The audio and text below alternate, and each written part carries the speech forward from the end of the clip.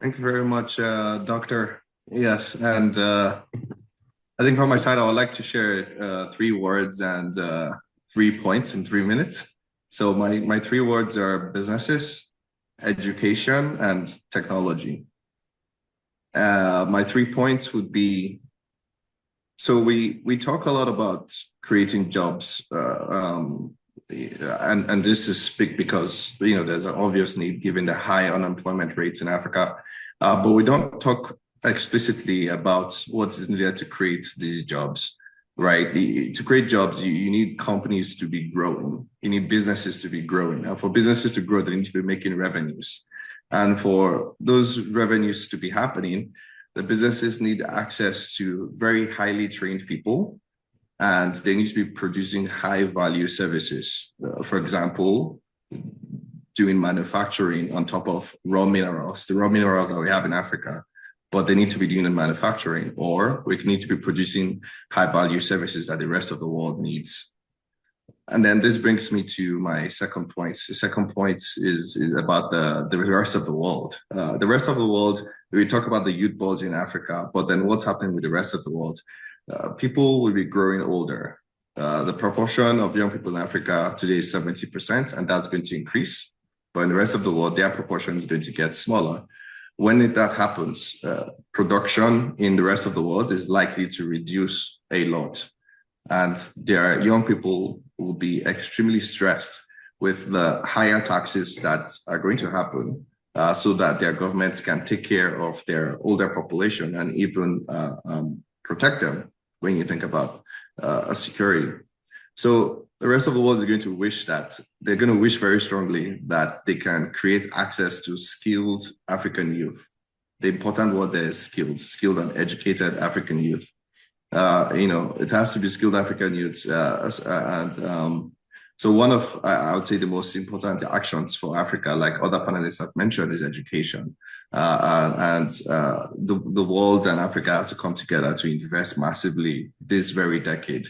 So we're not rushing when it's too late. And then my final point is that increasing the education capacity, the old way of building many physical schools and training millions of teachers, those are things that we should still do, but they will be nowhere near enough to meet the demands. We will need to use technologies like artificial intelligence to transform education, because the teacher-student ratio is going to be ridiculous, right? It's only with a tool like AI or something else that will come after that,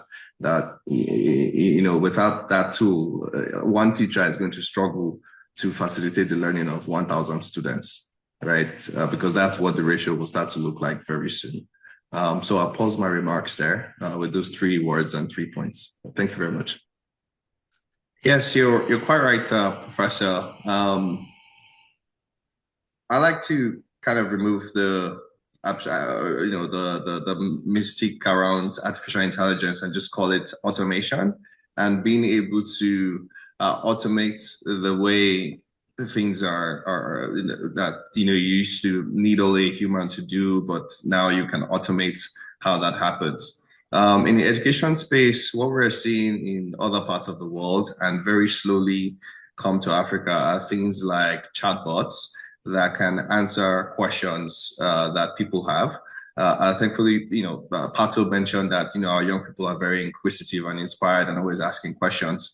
But a lot of the times they can't find people to ask those questions. They can't find teachers to ask those questions. You can imagine a student in a university where they have a lecturer or professor that has to deal with 100 students. In fact, there are some classes. I grew up in Nigeria, and I started schooling there before I moved abroad. And we would have classes with 300 people in our university. You can imagine that professor would never really answer your questions. But now with AI chatbots, you can ask a lot of questions that you have and get your answers back. With our organization, Alliance for Africa's Intelligence, it's a NGO, we have conducted trainings where we teach people in the African workforce how to use AI tools, AI chatbots to answer critical questions they have.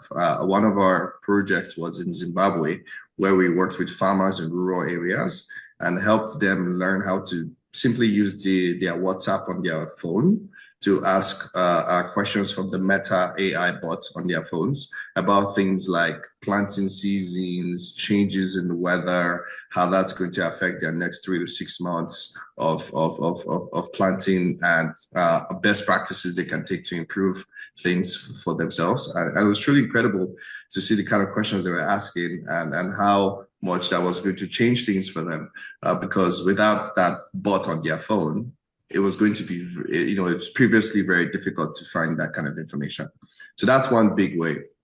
Another big way is in AI tools that can even provide coaching and guidance on how people learn. In fact, we are building one of those tools called Ahura AI, which, with the webcam in front of the person is learning in front of a computer.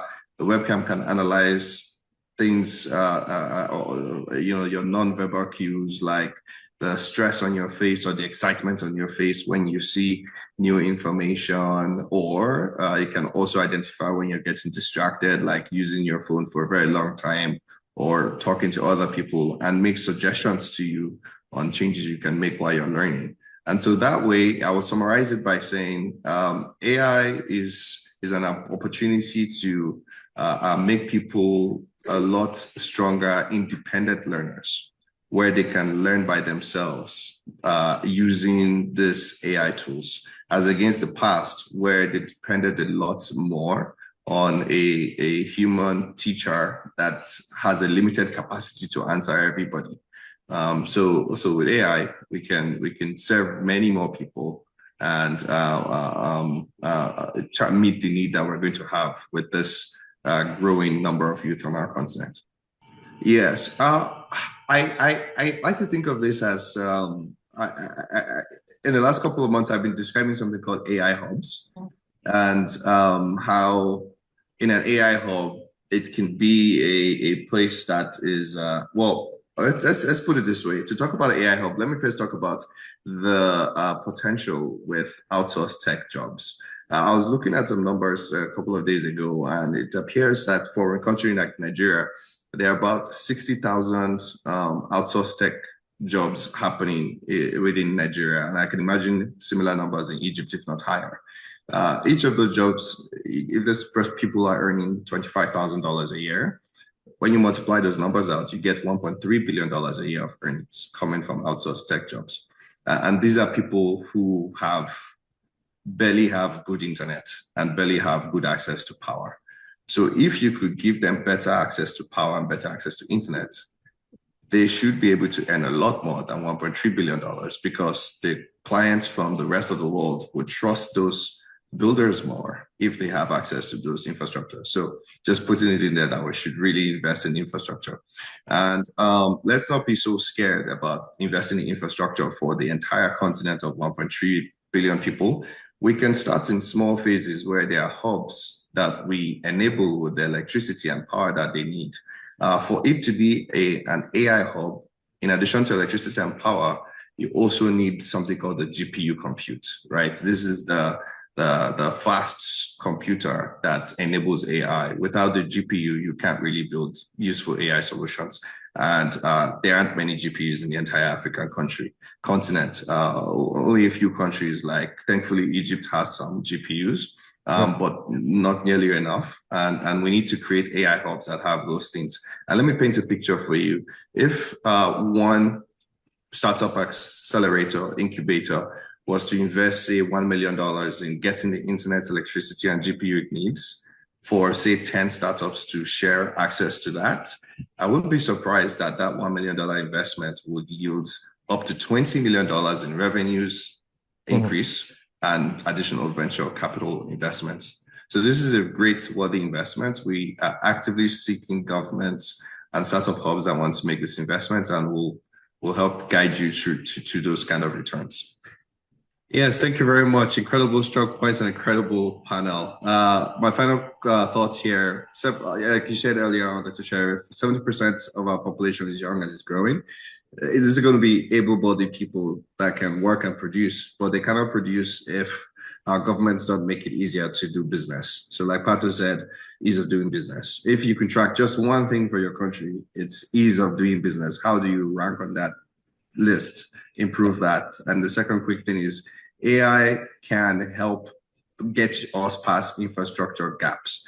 This is the only way one lecturer can teach 1,000 students or one doctor can treat 10,000 patients. It's only through AI. Let's invest in things like AI hubs and get us to this dream future that we want. Otherwise, I think we'll have a pretty tough time.